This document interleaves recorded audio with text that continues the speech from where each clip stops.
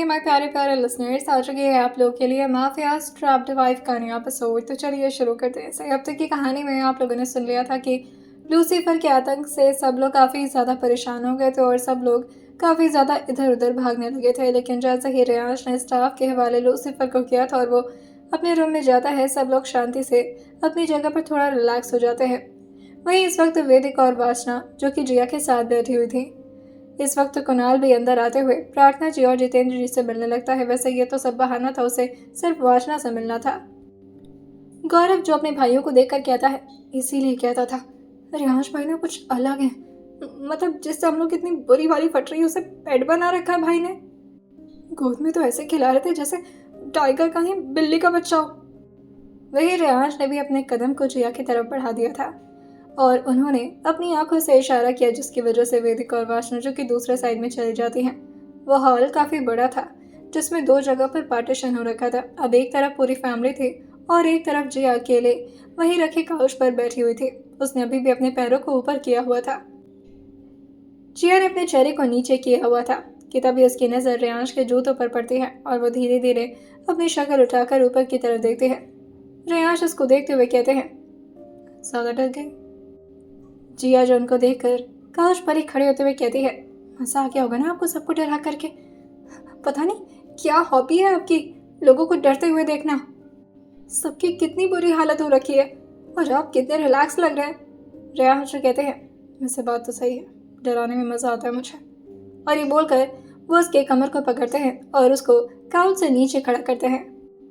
अब रियांश जिया के काफी करीब आ चुके थे, जिससे जिया दूसरी तरफ देखते हुए कहती है, सब लोग इधर ही देख रहे हैं, क्या कर रहे हैं।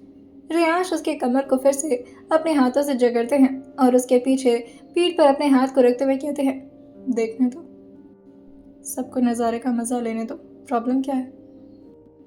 और ये बोलकर जानबूझकर वो जिया को अपनी तरफ बहुत बुरी तरह से खींचे थे, जिससे जिया की दोनों हथेलियां रियांश के सीने पर आ जाती हैं।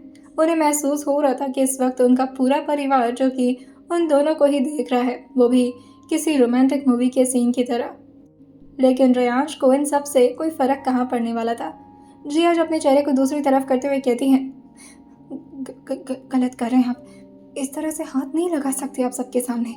रियांश जो कहते हैं, मैं क्या कर सकता हूँ, इस बारे में तो रात में बात करते हैं, शाम को गाड़ी भेजूंगा तुम्हारे लिए, चुपचाप से तैयार होकर ड्राइवर के साथ आ जाना, बिना कोई नाटक किए।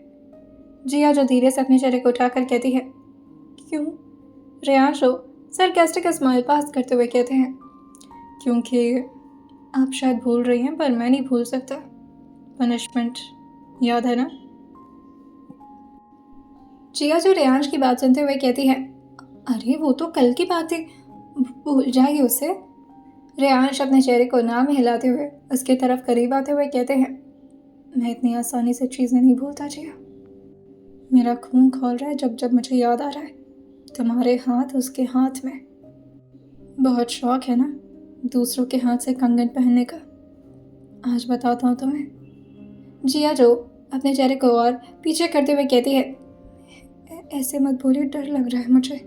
रियांश कहते हैं, वेरी गुड, तुम्हें डरना भी चाहिए, कुछ ज़्यादा ही सॉफ्ट बनता जा रहा हो तुम्हारे साथ, अब और ज़्यादा नहीं।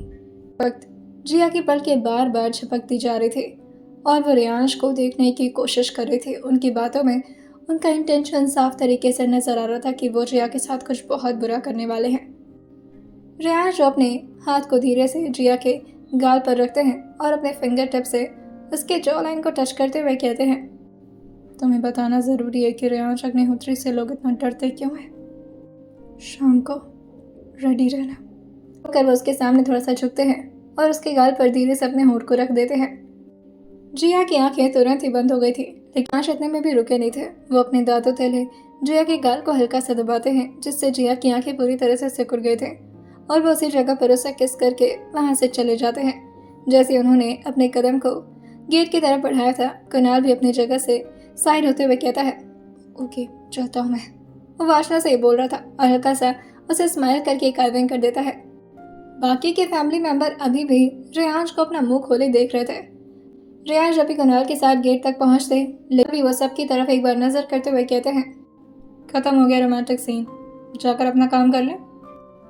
रेयांश की बात सुनकर के सब लोग तो अपने काम के लिए निकल गए थे, मगर जया अभी भी अपनी जगह पर स्टैचू बनकर खड़ी थी। वो धीरे से अपने हाथ को उठाकर अपने गाल पर रखती है और अपनी आंखें बंद करके हल्का सा मुस्कुराते हुए रेयांश के टच को महसूस करने लगती है कि तभी अचानक से वासना उसके बगल में आते हुए कहती है, बिजी है भाभी? जिया झट से अपने हाथ को हटाते हुए अपनी आंख खोलकर वासना की तरफ देखते हुए कहती है, नहीं, मैं बिजी क्यों होंगी, खड़ी हूँ बस ऐसे। वासना जो कहती है, अगर फ्री हैं तो बड़ी मॉम के रूम में जाना था, मॉम ने बोला ज़रा उनको चेक कर लो, अगर उनकी तबीयत ज़्यादा ख़राब है तो डॉक्टर को बुलाना पड़ेगा। जिया जो जल्दी जल्दी अपने सर को हाँ मिलाते हुए कहती हैं, अरे हाँ, बेचारे उनकी हालत कितनी ख़राब होगी, हम तो लूसीफर को दूर से देखकर इतना डर गए, वो उनके तो ऊपर ही बैठा हुआ था, चलो देख कर आते हैं। दूसरी तरफ कुणाल और रेयांश जो कि अभी गाड़ी में बैठे हुए थे। कुणाल जो रेयांश की गाड़ी को ड्राइव कर रहा था और रेयांश बस चुपचाप किसी गहरी सोच में डूबे हुए थे। कुणाल एक बार रेयांश की तरफ देखता है और फिर सामने की तरफ देखकर ड्राइव करते हुए कहता है, सर जयशंकर तिवारी को खुला करके आपको नहीं लगता कि हमसे कोई बहुत बड़ी गलती हो गई है? वो अब खुला सांड बन चुका है सर, और अब उसका नेक्स्ट स्टेप आपको या फिर जिया को हर्ट करना ही होगा। पता नहीं अब क्या करेगा वो। रेयांश जो धीरे से अपने गर्दन को उसकी तरफ घुमाते हैं और कुणाल से पूछते हैं, शिवानी और नेहा दी ठीक है? कुणाल को एक्सपेक्टेशन नहीं थी कि इस वक्त रेयांश जयशंकर तिवारी के बारे में नहीं बल्कि शिवानी और नेहा के बारे में बात कर रहे होंगे। कुणाल अपने सर को हाँ मिलाते हुए कहता है, सर जैसा आपने कहा था वो लोग अभी सेफ जगह पर हैं, मिलवाना है क्या जिया से? रेयांश अपनी आंखें बंद करके जिया के बारे में सोचते हैं और हल्का सा मुस्कुराते हुए अपने चेहरे को नाम हिला देते हैं। वो अपने मन में ही कह रहे थे, आज तो तुम्हें कोई खुशी नहीं मिलने वाली, आज मिलेगा सिर्फ तुम्हें दर्द। रेयांश अग्निहोत्री को कुछ ज़्यादा ही मजाक में ले रही हो तुम। और वो कुणाल से अपनी आंखें बंद किए हुए कहती। इस वक्त जिया जो कि राजनंदिनी के ठीक सामने बैठे उनके फोरहेड पर धीरे धीरे रब करते हुए कहती है, आंटी आंटी आप होश में तो हैं? वहीं वासना भी उनके हाथ को बार बार रब कर रही थी, लेकिन वो देखती है कि यहाँ पर तो कोई मूवमेंट ही नज़र नहीं आ रहा, जिसकी वजह से वासना जो जिया को देखकर कहती है, भाभी लगता है सीरियस केस हो गया, एडमिट कराना पड़ेगा बड़ी मॉम को। लेकिन तभी जिया जो कहती है, अरे नहीं, ऐसा नहीं हो सकता, इनकी पल्स रेट नॉर्मल है, सब कुछ नॉर्मल लग रहा है। और फिर वो धीरे से उनकी आँख को खोलते हुए कहती है, ज़रूर ये गहरी नींद में होंगे, उठाना पड़ेगा इन्हें। और वह बार बार उनके सर उनके हाथ पर रब कर रही थी ताकि राजनंदिनी जी अपने नींद के आगोश से बाहर आ जाएं। अब रात भर लूसीफर के चक्कर में नंदिनी जी सो तो ठीक से पाई नहीं थी, जिसकी वजह से अब उन्हें नींद आ रही थी। बार बार जिया के उठाने और वासना के उठाने की वजह से राजनंदिनी की आंखें खुलती हैं और वह झटके से उठ करके बैठते हुए काफ़ी डरते हुए कहती हैं, कहाँ है, कहाँ है वो शेर? वो जोर से इस वक्त जिया का हाथ पकड़ ली थी। जैसे ही जिया उनको इस तरह घबराता हुआ देखती है, जिया जो उन्हें संभालते हुए कहती है, आप ठीक है? कोई नहीं यहाँ पर, देखिए बस हम लोग हैं। जैसे ही राजनंदिनी जी के कानों में जिया की आवाज़ पड़ी थी, वो झट से अपना हाथ जिया के हाथ से छुड़ाते हुए कहती हैं, सब सब तुम्हारी वजह से हुआ है, रात भर मेरी जो हालत हो रखी थी, कितना डर गई थी मैं। वासना भी उन्हें झूठ में सहारा देते हुए कहती है, कोई बात नहीं बड़ी मॉम, वैसे वो काटता नहीं है, वो बहुत क्यूट है। राजनंदिनी जी उसके बात सुनकर कहती हैं, मेरी छाती पर बैठा हुआ था वो, क्यूट है, मैंने देखी उसकी खूंखार शक्ल, तुम दोनों को क्या नजर आएगा? और तुम लड़की। और वो जिया को देखकर कहती हैं, मुझसे दूर रहा करो तुम्हारा हस्बैंड है तुम्हें लेकर साइको है, सब कुछ तुम्हारी वजह से हुआ था, रेयांश ने ये सब कुछ जानबूझ करके किया था। लेकिन तभी वासना उनका हाथ दबाते हुए कहती है, क्या बोल रही हैं बड़ी मॉम? कुछ भी बोल रही। एक्चुअली मुझे लगता है ना रात भर ये सोई इनका दिमाग काम नहीं कर रहा। लेकिन तभी नंदिनी जी उसकी तरफ देखते हुए कहती हैं, तुम तो हमेशा अपने भाई को ही फेवर करोगी ना, लेकिन ये बात मैं ज़रूर बाहर लेकर आऊँगी, सबको पता चलना चाहिए रेयांश कितना ज़्यादा बुरा इंसान है, अपनी बीवी की वजह से मुझे शेर से खिलाने के लिए भेज दिया, और अब तो मुझे उस शेर से ज़्यादा तुमसे डर लगता है, पता नहीं अगली बार वो मेरे साथ क्या करेगा, दूर रहा करो तुम मुझसे। जिया तुरंत ही खड़े होते हुए कहती है, सॉरी, मेरी वजह से आप हर्ट हो गए, आई एम सो सॉरी। और ये बोल करके वो उसे ये बात थोड़ी बुरी तो लगी थी, लेकिन वो चुपचाप वहाँ से चली जाती है। वासना को भी नंदिनी जी पर बहुत गुस्सा आ रहा था। एक तो नई नवेली दुल्हन उन्हें संभालने के लिए, उनका ख्याल रखने के लिए यहाँ पर आई थी, और वहीं इस औरत ने उसे इतना डांट करके भगा दिया। वासना भी उन्हें वहीं छोड़ करके वहां से निकल जाती है, बिना कुछ पूछे कि उन्हें किसी चीज की जरूरत है या नहीं, या फिर क्या वो ठीक भी है या नहीं। दूसरी तरफ रियांश के ऑफिस में इस वक्त प्रियंका भी वहीं पर मौजूद थी, और वो जैसे ही रियांश को आता देखती है, वो गेट पर ही आकर के उन्हें वेलकम करके उनके सीने से लगते हुए कहती है, कॉन्ग्रेचुलेशन मैन, तुम्हारी मूवी ने ना बॉक्स ऑफिस में तबाही मचा रखी है। पिंजरा इज ट्रेंडिंग राइट नाउ, हर एक प्लेटफॉर्म पर, और उसके रील्स, ओ माय गॉड, मैंने भी देखा। क्या प्रियंका के इस तरह के एक्शन से आसपास के सभी लोग थोड़ा चीयर करने लगे थे, लेकिन रियांश का खून खौल उठता है इस तरह से अपने करीब किसी लड़की को पा करके। वो उसे झटके से कंधे से पकड़कर अलग करते हुए कहते हैं, बिहेव योरसेल्फ प्रियंका। प्रियंका जो कहती है, अरे मैं तो कॉन्ग्रेचुलेशन कर रही थी, अब इतना मेहनत किया तो मुबारक देना तो जरूरी है ना। रियांश आसपास के माहौल को देखकर ज्यादा तमाशा नहीं खड़ा करते और बस उसे एक वार्निंग स्टेयर देख करके कुणाल के साथ अपने केबिन की तरफ निकल जाते हैं। वो कुणाल के साथ अभी अपने प्राइवेट लिफ्ट में ही थे कि तभी वो कुणाल से कहते हैं, मैं और ज्यादा इस लड़की को टॉलरेट नहीं कर सकता, अपनी फैमिली के प्रेशर में आकर के आज के आज रिजाइन करवाओ उसे। कुणाल जो रियांश की तरफ देखकर कहता है, सर अक्षत के बाद ये लड़की काफ़ी काम आ रही है हमारे। रियांश कुणाल से कहते हैं, तो क्या पूरे मुंबई में सिर्फ यही लड़की है जो हमारे काम आ सकती है, कोई और नहीं है इस दुनिया में? और अक्षत की रिप्लेसमेंट ढूंढी तुमने? कुणाल जो कहता है, सर मैंने इंटरव्यूज़ लिए हैं और 2-3 लोगों को सेलेक्ट भी किया है, अगर आप उसमें से किसी एक को सेलेक्ट करके। रियांश जो कहते हैं, तीनों को आज ऑफिस बुलाओ और मेरे कैबिन में भेजो, मैं बात करता हूँ। कुणाल जो रियांश के स्पीड को मैच करने के लिए लगभग दौड़ रहा था, और वो रियांश से हाँफते हुए कहता है, सर वो एक और बात थी, अब बुरा तो मत मानिएगा। रियांश उसकी तरफ देखकर कहते हैं, तुम्हारी कोई भी बात मैं बुरी क्यों मानूंगा, अगर मुझे गुस्सा आएगा तो डांट दूंगा तुम्हें।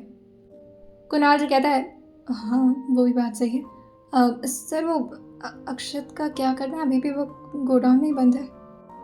रियांश कुणाल की बात सुन करके अपने स्पीड को थोड़ा स्लो कर लिए थे, और वो अपना एक हाथ जो कि अपने पॉकेट में डालते हैं और कैबिन के अंदर आते हुए कहते हैं, यहाँ पर हमारे जितने भी बॉडीगार्ड्स उसके ऊपर नजर रखे हुए हैं, सबको वहाँ से रफा दफा करो, कोई भी नहीं होना चाहिए उसकी निगरानी के लिए। कुणाल को अब समझ नहीं आ रहा था कि आज सुबह से रियांश सर को हो क्या गया है, कुछ अजीब अजीब सी बातें कर रहे हैं। पहले तो जयशंकर तिवारी को छुड़वा दिया, और फिर भी उनके बारे में ना टेंशन लेकर के शिवानी और नेहा के बारे में पूछ रहे हैं, और ऊपर से प्रियंका को भी निकालने की बात कर दी, और अब तो हद ही हो गई थी। अक्षत को संभालने के लिए वहाँ पर उनके बॉडीगार्ड्स का होना ज़रूरी था, लेकिन कुणाल अब रियांश से कोई आर्ग्यूमेंट तो नहीं कर सकता था, बस उनका ऑर्डर था और कुणाल को मानना था, जिस वजह से वो बस मुंह बनाते हुए अपना सर हाँ में हिलाते हुए कहता है, ओके सर मैं करवाता हूँ, और ये बोल कर वो वहाँ से निकल जाता है। जिया भी अब अपने रूम में जा चुकी थी और वो शीशे के सामने बस खुद को बैठ कर निहारते जा रही थी। उसे राजनंदिनी की बातें काफ़ी हर्ट की थी, लेकिन फिर भी वो इस बारे में ज़्यादा सोचती नहीं, क्योंकि जब से नंदिनी जी आई थी तब से वो कुछ ना कुछ जिया को उल्टा सीधा सुनाती रहती थी, तो अब उसकी आदत जिया को डाल लेनी चाहिए। उसका फोकस बार बार रियांश की बातों पर आकर के ठहर जा रहा था। जिया ने तो आज अपने दोपहर के खाने को भी स्किप कर दिया था। सब लोग उसे बुलाते तो हैं, लेकिन जिया लंच के लिए नीचे नहीं गई थी। जैसे जैसे वक्त ढल रहा था, जिया की नज़र बार बार क्लॉक पर जा रही थी, और वो अपने हाथों को एक दूसरे के साथ रब कर रही थी। वो बार बार इसी बारे में सोच रही थी, लेकिन तभी अचानक से उसका दरवाज़ा खुलता है। जिया को लगा था कि कहीं वो ड्राइवर जिया को बुलाने के लिए तो नहीं आ गया, लेकिन ये प्रार्थना जी थी। वो जिया के पास आते हैं और उसके सामने आकर के बैठते हुए कहती हैं, क्या बात है बेटा, सुबह से तबीयत ठीक नहीं लग रही क्या तुम्हारी? जिया जो कहती है, नहीं नहीं ऐसी कोई बात नहीं है। अब वो चुपचाप से प्रार्थना जी को देखकर खड़ी हो गई थी। प्रार्थना जी उसके कंधे पर अपना हाथ रख के उसे भी अपने सामने बैठाते हुए कहती हैं, मुझे अच्छे से पता है तुम्हारी क्या हालत हो रही है, डर लगता है, शुरुआत है यहाँ पर, फिर इतने सारे लोग। जिया जो कहती है, नहीं वैसे भी मुझे तो जॉइंट फैमिली में रहने की आदत है, तो इतने में कोई प्रॉब्लम नहीं हो रही। प्रार्थना जी जो कहती हैं, हाँ मगर वो फैमिली दूसरी थी और ये ससुराल है तुम्हारा, थोड़ा अजीब लग रहा होगा, कल रिसेप्शन भी है, इतने सारे लोग तुमसे मिलने आएंगे, और अब तुम सिर्फ जिया नहीं बल्कि रियांश की वाइफ मिसेस श्री अग्निहोत्री बन चुकी हो। सच कहूँ ना, जब मैं इस घर में नई नई दुल्हन बनकर आई थी, 3-4 दिन तक तो मैं किसी से ठीक से बात भी नहीं कर पाती थी। लेकिन रियांश की दादी मुझसे बहुत प्यार से बातें करने की कोशिश करती थी। हमेशा मुझे हर बात के लिए सपोर्ट किया उन्होंने, और उनसे मुझे पता चला कि सास कैसी होनी चाहिए। फिलहाल मैं तुम्हें इस बारे में लेक्चर देने नहीं आई हूँ बेटा, मुझे तुम्हें कुछ चीज़ें समझानी थी। जिया जो कहती है, हाँ हाँ बताइए। वही प्रार्थना जी जो सामने से खड़ी होकर के जिया के अब ठीक बगल में आकर बैठ चुकी थी और उसके हाथ को अपने हाथ में लेकर धीरे धीरे उसके हाथ पर अपना हाथ टैप करते हुए कहती है, कल तुम्हारी रिसेप्शन है बेटा। जिया जो कहती है, हाँ मुझे याद है। प्रार्थना जी जो रियांश के बारे में सोचते हुए कहती है, मुझे तो अभी भी हैरानी होती है कि वो लड़का फाइनली किसी इंडियन लड़की को अपने साथ लेकर आए। मुझे तो बहुत डर था कि कहीं दुबई से कोई फॉरेनर ना उठा कर लेते आए वो। अब उसने तुम्हें पसंद किया तो इसके पीछे ज़रूर कोई रीज़न होगा। अब इस बारे में तो मैं नहीं जानती, पर तुम हो बहुत प्यारी और संस्कार भी है तुम्हारे अंदर। बेटा रिसेप्शन के लिए शॉपिंग पर भी जाना था हमें। जिया जो कहती है, अभी? लेकिन प्रार्थना जी जो कहती हैं, नहीं नहीं थोड़ी देर में निकल रहे हैं सब लोग, तो तुम भी साथ में चलना। जिया जो कहती है, हाँ हाँ मैं चलूँगी। जिया तो काफ़ी खुश हो गई थी, क्योंकि जहाँ उसे रियाज के बारे में सोच सोच कर के डर लग रहा था और वो लगातार इस बारे में सोच रही थी कि शाम को आखिर उसके साथ क्या होने वाला है। अब प्रार्थना जी अगर उसे अपने साथ लेती जाती तो सारी प्रॉब्लम वैसे ही शॉर्ट आउट हो जाती। वहीं वो खड़े होते हुए कहती हैं, अच्छा वैसे बुरा मत मानना, ये बात थोड़ी अजीब लग सकती है तुम्हें, पर बेटा मेरा जो बच्चा है ना रियांश, वो बहुत मैच्योर है और बाकी लड़कों की तरह ना उससे रोमांस नहीं आता है। तुम समझ रही हो ना मैं क्या कहना चाह रही हूँ। लेकिन जिया के पल्ले कहाँ कुछ पड़ रहा था, वो बस चुपचाप अपने सर को नाम हिलाते हुए कहती है, नहीं। प्रार्थना जी जो कहती है, मैं कोशिश करती हूँ तुम्हें थोड़ा खुलकर समझाने की। बेटा बात ऐसी है कि लड़कियों लड़कों में थोड़ा सा क्लोजनेस रहनी चाहिए, तुम समझ रही हो। उसका ख्याल रखना तुम्हारी जिम्मेदारी है। अब इस बारे में मैं रियान से बात करूँगी, वो तुम्हें समझा देगा। और ये बोल करके वो उसके सर पर टैप करती हैं और वहाँ से निकल जाती हैं। जैसे ही प्रार्थना जी जिया को यह सब समझा करके रूम से बाहर निकली थी, जिया जो बेड पर अपने दोनों हाथ को टिकाते हुए खुद से कहती है, आपके बारे में कोई कुछ नहीं जानता ना कि आप कितने ठरके, कितने बेशरम इंसान हैं। रोमांस नहीं, आपका बस चले तो आप डार्क रोमांस करना शुरू करते हैं। फाइनली मैं दोबारा से बच गई मम्मी जी की वजह से।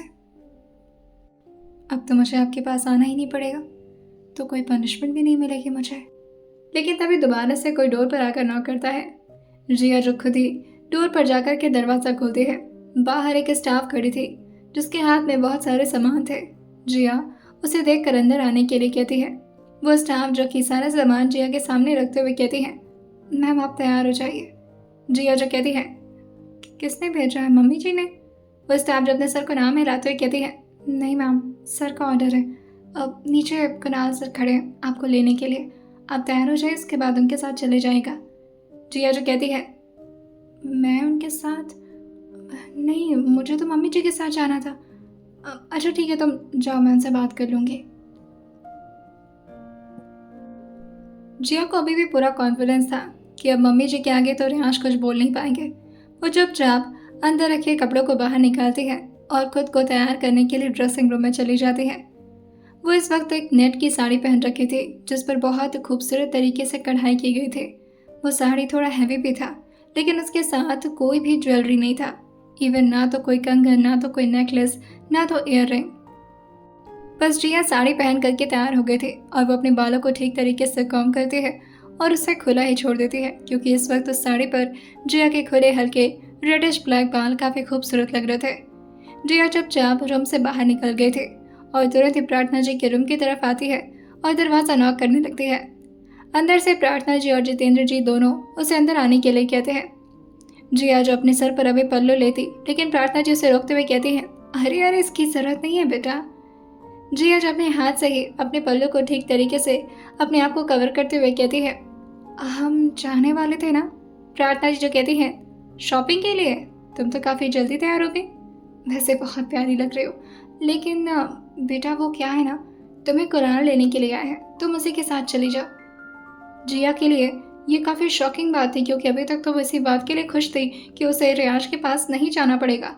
और फिर इस तरह से प्रार्थना जी की बात सुनते हुए वो कहती है, अब आपके साथ चल लूँगी ना, क्या दिक्कत है? प्रार्थना जी जो कहती हैं, नहीं नहीं, रियाज ने तुम्हें पर्सनली बुलाया है, तुम एक काम करो, कुणाल के साथ जाओ। अब तो जिया की सारी उम्मीद पर पानी फिर चुका था, और जहां अभी तक वो खुश थी, दोबारा से उसे डर लगना शुरू हो गया था। प्रार्थना जी के यूं बार बार बोलते हुए अब वो वहां पर ज़्यादा देर तक खड़ी भी नहीं रह सकती थी। वो बस अपने हाथों को नीचे की तरफ ले जाती है और प्रार्थना जी के पैरों को छूते हुए कहती है, आशीर्वाद। और यही काम वो जितेंद्र जी के सामने भी जाकर करती है। जितेंद्र जी उसके कंधे पर हाथ रखते हुए कहते हैं, हम आपको कितनी बार समझाएं, आप लक्ष्मी हमारे घर के, इस तरह से आपको पैर छूने की ज़रूरत नहीं है बेटा। और ये बोलकर उसके सर पर टैप करते हुए कहते हैं, बाकी हमारा आशीर्वाद हमेशा आपके साथ है, जाइए। जिया जो कहती है, हाँ जा रही हूँ, कोई और काम तो नहीं था ना मम्मी जी?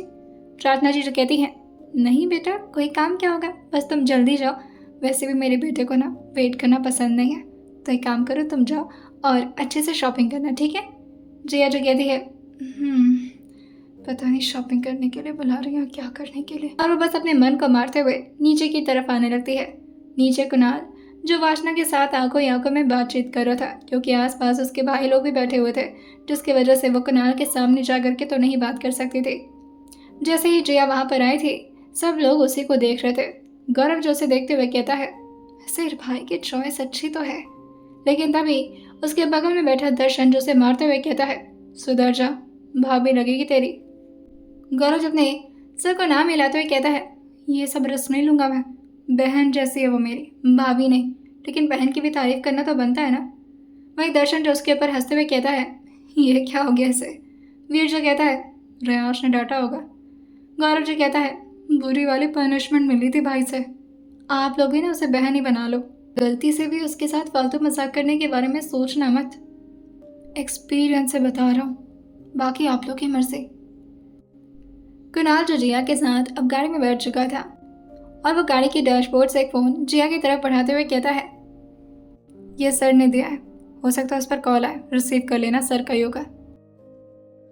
जिया जो अपने हाथ में फ़ोन देखते हुए थोड़ी देर तो शांत रहती है, और फिर वो हिम्मत करते हुए कुणाल से पूछती है, वैसे कहाँ बुलाया मुझे?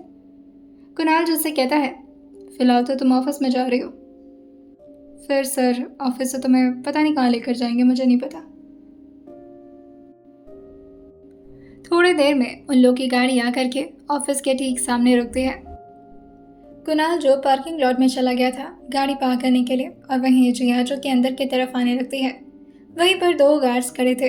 जिया को देखकर दोनों अपना सर झुका लिए थे, ये सोचकर नहीं कि वो रियांश अग्निहोत्री की वाइफ है, बल्कि ये सोच करके कि ये एक फेमस एक्टर है। जैसे ही जिया ने अपने आखिरी कदम को आगे की तरफ बढ़ाया था ताकि वो ऑफिस के अंदर एंटर हो सके, ठीक उसी तरह सामने प्रियंका जो बाहर की तरफ काफ़ी गुस्से में आ रही थी, और जिया और प्रियंका के कंधे में एक दूसरे के साथ टकराव हो जाता है, जिससे जिया का भी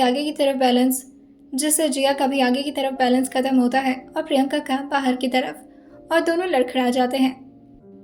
अंदर कुछ बड़ी बड़ी मशीन्स लगी हुई थी, जिसके सहारे से जिया तो ठीक तरीके से सही सलामत अपने आप को संभाल लेती है, लेकिन वहीं प्रियंका ऐसा नहीं कर पाती, और वो सीढ़ियों से गिरते हुए नीचे की तरफ धड़ाम से गिरती है। उसने जिया को देखा तो नहीं था, लेकिन इस वक्त वो इतना ज़्यादा गुस्सा थी कि उसे मन कर रहा था कि वो किसी न किसी को हर्ट कर दे, और जैसे ही किसी लड़की को आता हुआ वो अंदर की तरफ देखी थी, वो जानबूझ करके अपने कंधे को उस लड़की से लड़ाई थी, मगर उसे कहाँ पता था कि उसका अपना ही किया धरा उसके अपने ऊपर आकर के गिरेगा। वहीं एंट्री गेट पर खड़ी दो गार्ड्स जो कि उसके पास आते हैं और उसको उठाते हुए कहते हैं, मैम आप ठीक है? प्रियंका जो अपने कमर पर हाथ रखते हुए कहती है, कौन सी जाहिल लड़की है वो, देखो और रोको उसे, बेवकूफ़ कहीं की। वही वो गार्ड जो कहता है, वो हमारे प्रोडक्शन की हीरोइन है मैडम, आप इस तरह से बात मत करिए। प्रियंका जो कहती है, अरे कौन सी हीरोइन, मैं यहाँ पर एक ऊंचे पोस्ट पर काम करती हूँ, रियांश की असिस्टेंट हूँ मैं। हाँ परमानेंट नहीं हूँ, पर हूँ तो ना। वही कुणाल दूसरे साइड से अंदर आ गया था। अभी जिया इधर उधर सबको देख ही रही थी कि तभी कुणाल उसके पास आते हुए कहता है, तुम अब तक यहीं खड़ी हो? केबिन में जाओ, सर वेट कर रहे हैं। और वैसे भी सर को इंतज़ार करना बिल्कुल पसंद नहीं है। जिया जो कुणाल से इशारों में पूछती है, जाना कहाँ से है? कुणाल जो उसे प्राइवेट लिफ्ट के अंदर ले जाता है और उसे कहता है, ऊपर जाकर के स्टाफ से पूछ लेना, अभी नीचे मुझे कुछ काम है इसलिए मैं तुम्हारे साथ नहीं आ सकता। प्रियंका जो अपने ड्राइवर को अपना सामान रखने के लिए कहती है और वो खुद ऊपर की तरफ बढ़ाई थी। वो नीचे बैठी रिसेप्शनिस्ट से पूछती है, वो साड़ी पहनी लड़की कहाँ गई है? वो रिसेप्शनिस्ट जो बताती है, वो तो प्राइवेट लिफ्ट से गई अंदर। जैसे प्रियंका ने ये सुना था वो अपनी भाव में चढ़ाकर कहती है, प्राइवेट लिफ्ट से? वेट, इतनी औकात हो गई कि प्राइवेट लिफ्ट से आने जाने लगी? अरे मूवी की हीरोइन है या फिर खुद को रियांश अग्निहोत्री की बीवी समझ रही है? और वो भी जनरल लिफ्ट से ऊपर की तरफ जाने लगी थी क्योंकि प्राइवेट लिफ्ट इस वक्त बिजी था। कुणाल ने उसके लिए पहले से ही बटन प्रेस कर दिया था और जिया जो कि आखिरी मंजिल पर जाकर के रुकती है। जैसे ही लिफ्ट रुकी थी, जिया धीरे से अपने कदम को बाहर की तरफ बढ़ाती है। आसपास पूरी तरह से सन्नाटा था, जैसे आसपास वहां पर कोई हो ही ना। लेकिन वहीं 4-5 बॉडीगार्ड्स जो इधर उधर राउंड ले रहे थे। जिया उन सबको देखकर थोड़ा घबराती तो है, लेकिन वैसे भी उसे बंदूक वगैरह से तो ज़्यादा घबराहट महसूस होती नहीं थी, जिसकी वजह से वो चुपचाप बस आगे बढ़ने लगती है। वहीं एक बॉडीगार्ड उसकी तरफ देखते हुए कहता है, किससे मिलना है आपको? जिया जो कहती है, मिस्टर रियांश अग्निहोत्री से। कोई भी रियांश का नाम इस तरह से ऑफिस में नहीं लेता था, जिसकी वजह से वो आपस में एक दूसरे से गॉसिप करने लगते हैं। वहीं जिया जो कहती है, एक्सक्यूज मी। आपस में कुछ डिस्कशन करने के बाद वो फिर उससे पूछते हैं, कौन है आप? आईडी कार्ड कहाँ है आपका? जिया जो कहती है, आप उन्हें बुलाई, वो खुद मुझे पहचान लेंगे। वहीं जिया को रियांश के बॉडीगार्ड ने रोक रखा था, जिसमें से एक बॉडीगार्ड जो कि रियांश के कैबिन में परमिशन मांगने के लिए जाता है कि क्या वो किसी ऐसी लड़की से मिलना चाहते भी हैं या नहीं। जब तक वो बॉडीगार्ड अंदर की तरफ जाता और परमिशन लेता, तब तक प्रियंका भी उसी फ्लोर पर आ चुकी थी। जैसे ही लिफ्ट खुली थी, वो काफी तेजी में आगे बढ़ रहे थे। दूर से ही उसने जिया को नोटिस कर लिया था और वो काफी जल्दी जल्दी आगे बढ़कर आती है। वो बॉडीगार्ड जो कि कैबिन से बाहर आकर जिया को अंदर आने के लिए कह देते हैं, लेकिन जब तक जिया अंदर जा पाती, उससे पहले ही प्रियंका ने उसके हाथ को जोर से पकड़ा और अपनी तरफ खींच दिया था, जिससे जिया फिर से डिसबैलेंस होती है और इस बार वो काफी बुरी तरह से लड़खड़ाई थी। लेकिन प्रियंका ने उसका हाथ नहीं छोड़ा था, जिसकी वजह से वो गिरती नहीं और वो अपना हाथ झटके से प्रियंका के हाथ से छुड़ाते हुए कहती है, क्या बदतमीजी है ये? प्रियंका जो उससे कहती है, मैं बदतमीजी कर रही हूँ? एक्सक्यूज मी यू बास्टर्ड, तुम्हें इतनी भी अकल नहीं कि तुम अगर किसी से टकराती हो तो उसे सॉरी बोलो? तुमने मुझे इतनी बुरी तरह से धक्का दिया कि मैं नीचे सीढ़ियों से नीचे जाकर के गिरी हूँ। तुम्हें पता है मेरी कमर में कितना चोट लगा है? जिया से देखकर पूछती है, अगर चोट लगा है तो आपको खुद को एडमिट करवाना चाहिए। इस तरह से मुझसे लड़ाई क्या कर रही हैं? और मैंने कोई जानबूझ करके आपको टक्कर नहीं मारी थी, मैं भी डिसबैलेंस हुई थी। वही प्रियंका जो उससे कहती है, तो तुमने मुझे देखा था गिरते हुए, राइट? जिया जो कहती है, सॉरी पर मैंने आपको गिरते हुए नहीं देखा था, मैंने बस इतना देखा था कि कोई रेड कलर के कपड़ों में लड़की जो मुझसे टकरा गई है, दैट्स इट। अगर गिरते हुए देखा होता तो ज़रूर उठाने आती। प्रियंका जो कहती है, ओह मीठी चुपड़ी बातें करके मुझे मत फंसाओ, समझी? और यहाँ पर क्या कर रही हो तुम? पता है ना ये रेस्ट्रिक्टेड एरिया है, यहाँ पर सब लोग नहीं आ सकते। जिया जो कहती है, पर मैं उन सब लोग में नहीं आती, और अगर आप यहाँ पर खड़ी हैं तो ऑब्वियसली मैं तो यहाँ पर आ ही सकती हूँ। और ये बोलकर वो फिर से अंदर की तरफ जाने लगती है, लेकिन प्रियंका उसकी कलाई पकड़कर फिर से उसकी कलाई को जोर से मोड़ते हुए कहती है, मुझसे बहसबाजी मत करो, समझी? अगर मैंने रियांश को इस बारे में बता दिया ना कि तुम एक छोटी मामूली और अपने आप को बहुत बड़ी हीरोइन समझने वाली लड़की उसके फ्लोर पर घूम रही है, तो पता है तुम्हारी कितनी बुरी हालत करेगा वो। अब इस बात पर तो जिया को भी थोड़ा गुस्सा आ जाता है और वो अपना हाथ जबरदस्ती प्रियंका के हाथ से छुड़ाते हुए कहती है, तो जाइए बुलाइए अपने रियांश अग्निहोत्री सर को और उनसे पूछिए कि वो मेरा कितना बुरा हाल कर सकता है, जाइए। प्रियंका जो कहती है, you just wait and watch, बहुत ज़बान चलती है तुम्हारी, अभी बुलाती हूँ रियांश को। और ये बोलकर वो भी केबिन के अंदर चली जाती है। वहीं रियांश अपनी मीटिंग को ख़त्म कर चुके थे और उस मेंबर से कहते हैं, यू मे लीव नाउ। वो खुद खड़े हो गए थे क्योंकि उन्हें जिया का वेट था, लेकिन अब तक जिया अंदर नहीं आई थी। उनका रूम पूरी तरह से साउंड प्रूफ था, जिसकी वजह से ना तो कोई आवाज़ अंदर से बाहर जा पाती और ना ही बाहर से अंदर। लेकिन अचानक से यूँ प्रियंका को तमतमाता आकर के देखकर वो थोड़ा गुस्से में कहते हैं, तुम अब तक गई नहीं। प्रियंका जो कहती है, तुम्हें पता है मेरे साथ क्या हुआ रियांश? रियांश जो कहते हैं, ये ऑफिस है, यहाँ पर फालतू ड्रामा मत करो प्रियंका। प्रियंका जो कहती है, मैं ड्रामा नहीं कर रही हूँ, तुम्हें पता है ये देखो। और वो अपने एल्बो को दिखाते हुए कहती है, ये देखो कितनी बुरी तरह से स्क्रैच लग गया है। रियांश कहते हैं, छोटी मोटी चोट है, और ये मुझे क्यों दिखा रही हो, मैं डॉक्टर नहीं हूँ। प्रियंका जो कहती है, तुम्हें पता ही है किसने किया? ना उसकी कोई औकात है, और ऊपर से तुम्हारी फ्लोर पर घूम रही है। इधर आओ तो मैं दिखाती हूँ। और ये बोलकर उसने रियांश के हाथ को पकड़ लिया था। रियांश अब तक कुछ समझ पाते तब तक प्रियंका उनको अपने साथ लेकर के बाहर गैलरी में आ जाती है, जहाँ पर जिया पूरे कॉन्फिडेंट वे में खड़ी थी, क्योंकि उसे तो पता था कि रियांश ने खुद उसे यहाँ पर बुलाया है। लेकिन जैसे ही जिया की नज़र बाहर आ रहे रियांश और प्रियंका के उस हाथ पर पड़ा था जो कि एक दूसरे के साथ बंधा हुआ था, जिया का एकदम से दिमाग खराब हो जाता है और वह झट से अपने हाथ को नीचे करते हुए उन दोनों को ही देखने लगती है, जैसे वो उन दोनों के बारे में जानने की कोशिश कर रही हो। रियांश जैसे जिया को देखे थे, पहले तो वो प्रियंका पर गुस्सा करते हैं और उसके हाथ से अपना हाथ छुड़ाते हुए कहते हैं, कितने बार समझाऊं तुम्हें, ऑफिस में तुम्हारे साथ बदतमीजी करने का मन नहीं करता मेरा, लेकिन तुम अपनी हद पार कर रही हो। और फिर वो अपने हाथ को अपने हैंकरचीफ से पोंछते हैं और उस हैंकरचीफ को बगल में रखे ट्रैश कैन में फेंक देते हैं, जिससे प्रियंका का उन सारे बॉडीगार्ड्स ऊपर से जिया के सामने बहुत बुरी वाली इंसल्ट हुई थी। लेकिन जिया को तो गुस्सा आ रहा था कि रियांश ने आखिर उस लड़की का हाथ क्यों पकड़ा, वो भी अपनी बीवी के सामने। प्रियंका जो इन सारी बातों को इग्नोर करते हुए जिया के सामने आते हुए कहती है, यही है वो लड़की जिसने मुझे जानबूझ करके धक्का दिया, और तुम्हें पता है मेन गेट से नीचे की तरफ गिरी थी मैं जा करके। रियांश प्रियंका की बात सुनते हैं, लेकिन सुनते सुनते भी वो जिया की तरफ ही देख रहे थे। उनकी नज़र जिया के चेहरे से हट नहीं रही थी, और फिर जैसे जैसे उनकी नज़र नीचे जाती है वो जिया को देखकर थोड़ा पीछे हो जाते हैं।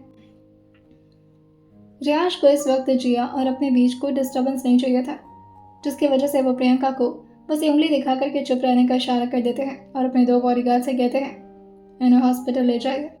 और अब रियांश का ऑर्डर था, जिसकी वजह से प्रियंका के साथ थोड़ी ज़बरदस्ती करके वो दोनों बॉडीगार्ड उसको चुपचाप लिफ्ट में अंदर की तरफ ले आकर के धक्का दे दिए थे, और वो दोनों बॉडीगार्ड उसके अगल बगल खड़े होकर के उसको नीचे की तरफ ले जाते हैं। वहीं जिया जो अपने हाथ को ऊपर की तरफ फोल्ड करते हुए कहती है, क्या बात है, उस लड़की को काफ़ी करीब तरीके से जानते हैं आप?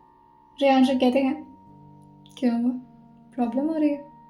जिया जो कहती है, मुझे क्यों प्रॉब्लम होगी, आपने किसी वजह से बुलाया था मुझे, कुछ इम्पोर्टेंट है? रियांश कहते हैं, इतनी भी क्या जल्दी है, अंदर आओ। और ये बोल करके उसको अपने साथ कैबिन के अंदर लेकर जाते हैं। जिया ने इस वक्त सी ग्रीन कलर की साड़ी पहन रखी थी। ब्लाउज की नेक लाइन थोड़ी डीप होने की वजह से उसका क्लीवेज ठीक तरीके से दिखाई दे रहा था, लेकिन ऊपर से नेट का पल्लू था, जिसकी वजह से अगर कोई बहुत करीब आकर के उसे देखता तभी समझ में आता। रियांश अब इसके कमर पर हाथ रखते, लेकिन तभी जिया पीछे होते हुए कहती है, उसका हाथ पकड़कर क्यों आ रहे थे कैबिन से बाहर? आपने अभी तक बताया नहीं, क्या कोई बहुत करीबी है आपकी? रियांश जो जिया की आंखों में इस तरह का गुस्सा देखकर हल्का सा मुस्कुराते हुए उससे पूछते हैं, क्या बात है, तुम्हें फर्क पड़ने लगा है? मैं किसी और को हाथ लगाऊं बर्दाश्त नहीं हो रहा क्या तुमसे? जिया जो इस बात को थोड़ा अवॉइड करते हुए कहती है, बात वो नहीं है, कल हमारा रिसेप्शन है, सबको लगता है कि हमारे बीच बहुत मोहब्बत है, और आप इस तरह की हरकत करेंगे तो। कि तभी रियांश उसके बाजू को पकड़कर अपनी तरफ खींचते हुए कहते हैं, तुम बताओ, मोहब्बत है हमारे बीच? अब जिया का दिल धक धक कर रहा था, वो भी इतनी तेज कि रियांश को भी उसकी हार्ट बीट बहुत अच्छी तरह से सुनाई दे रही थी। वो उसकी हरकतों और उसकी हालत को देखकर हल्का सा मुस्कुराते हैं और फिर खुद ही अपना हाथ उसके बाजू से हटाते हुए कहते हैं, मोहब्बत हो या ना हो, मोहब्बत करनी पड़ेगी तुम्हें मुझसे, ऑप्शन नहीं है तुम्हारे पास, तुम करोगी?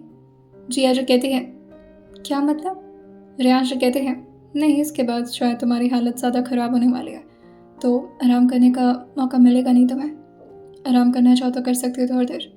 जिया जो कहती है, कोई ज़रूरत नहीं है, और ऐसा क्या करवाने वाला है? रियांश जो कहते हैं, कम ऑन जस्ट चिल, कुछ चीज़ें थोड़ी मिस्टीरियस रहें तो अच्छी लगती है, वक्त बता देगा तुम्हें, तब तक मैं अपनी चीज़ों को थोड़ा कवर अप करता हूँ, थोड़ी देर आराम से बैठा था, पानी पियोगी? जिया जो कहती है, कोई ज़रूरत नहीं है। आइए जानते हैं आने वाले वक्त में क्या होगा, और जिया इस तरह का एक्सप्रेशन क्यों दे रही थी रियांश को, क्या वाकई में ही रियाज का किसी और के करीब होना अच्छा नहीं लग रहा था? आइए जानते हैं इसे आने वाले एपिसोड में और सुनते रहिए माफियाज ट्रैप्ड वाइफ सिर्फ और सिर्फ स्टोरी विद सौम्य के साथ।